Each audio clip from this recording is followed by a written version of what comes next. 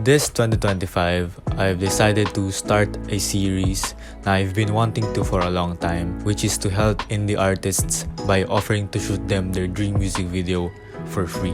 And since meron ako ng mga equipments na to, I've decided to use them to help my fellow indie artists dyan. And by the way, I'm Humphrey, isa akong musician from Pasig City. Baka narinig nyo na rin yung iba sa mga kanta ko.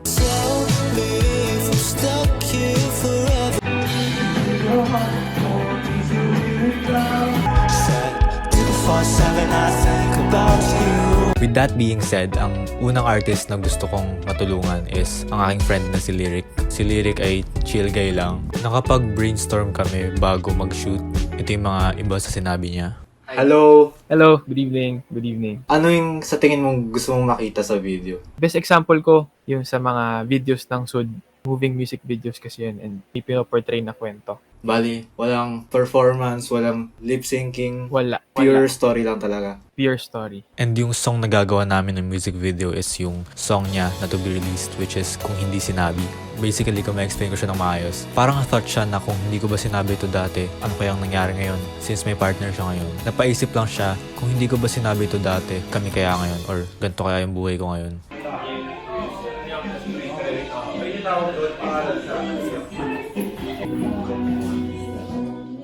First day ng shooting namin is nagpunta kami sa Layman's Cafe. Thank you sa kanila for letting us shoot there. Shoot ko yung music video nang hindi chronological yung order niya. Shoot namin nung una sa Layman's Cafe is parang yung ano na yun parang pa-climax na yan eh. Una muna yung pagganong ka. Pero wag ka naman na pumasok. Sa close up na.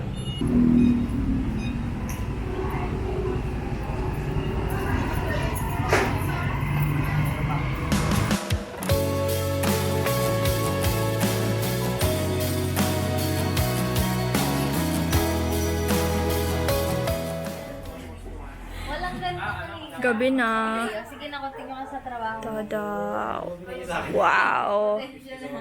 Masaya tong scene na to kasi nagawa ko yung gusto kong gawin dati pa, which is mag-ilaw ng parang sunset or umaga pero gabi na. Yung ilaw ni Shane, isa sa El Memento, nilagay ko sa labas ng bintana para magkaroon siya ng parang streaks onte. Nagmukha naman siyang sunset kahit papano, which is I'm very proud of.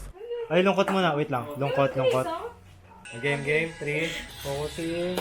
Go. Oh.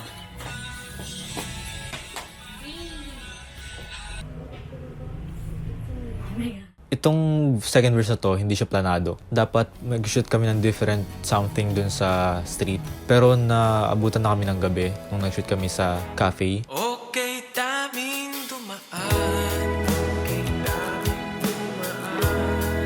At nagpakilala sa akin. Ngunit ang iyong bibig, oh girl, I promise you, ang siyang mananatili.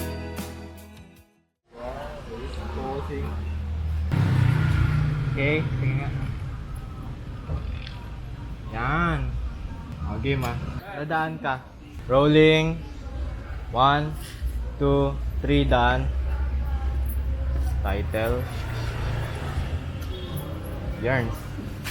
Magsisimula siya sa nasa labas si Lyric, parang hinahanap niya yung bahay ni girl. Tapos parang maaligaga si Lyric, magpapabango siya or something. Nalaglag niya yung pabango. Tapos pag akyat niya, andun na si girl. Bali parang tease lang siya na kunyari harap na si girl pero aangat si Lyric. Isa yun sa request ng girlfriend ni Lyric. So huli namin daw siya ipapakita. Baba pa sobra. Hindi carry ang tangkad. Go. Oink. Okay mga bata? Sige, basta ibagsak mo. Malit siya, hindi naman siya madali mabasag. Basag na. Tumama kasi dito.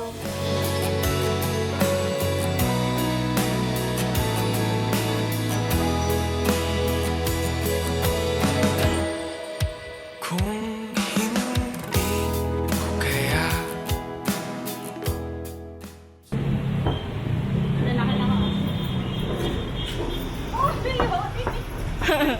Ganon tama.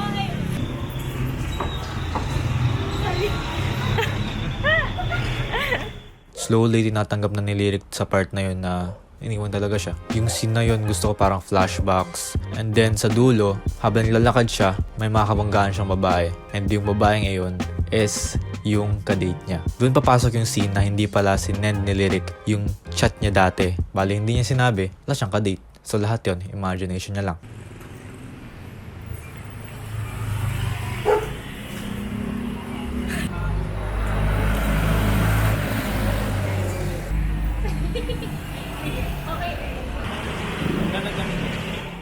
Nanay, hindi ko malalaman na lubog na ang buwan.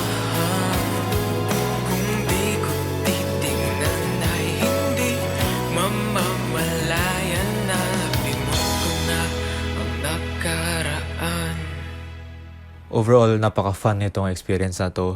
I'm just happy na I got to help an indie artist na magkaroon siya ng something na visual para sa song niya, para ma-promote niya lalo. And para sa mga indie artists dyan, I'm planning to do this series often. So, if kayo mismo, may song kayo na gusto niyo magawa ng music video, just comment down below, or kung meron kayong kilala, itag niyo sila. Mamimili ako and usap tayo. So ayun, thank you so much for watching. Tingnan natin kung sinong next indie artist ang gagawin natin ng music video sa next episode. Bye-bye!